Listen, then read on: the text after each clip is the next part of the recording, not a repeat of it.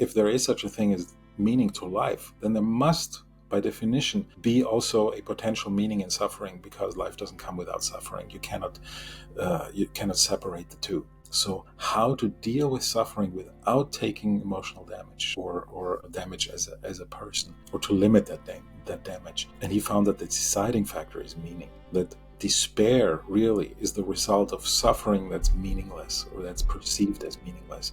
But as soon as we see some slither of meaning and can grasp a hold of that, then suffering becomes bearable. And that's the story of this gentleman who'd lost his wife.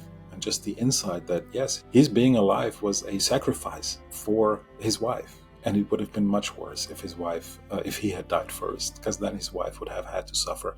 And he spared her that suffering. But the price was that he was still alive. And now suddenly the suffering wasn't gone. My grandfather hadn't told him, take some medication, or, I'm going to help you feel better. None of that. You can't take away the emotional hurt over the loss of a person, and you should not.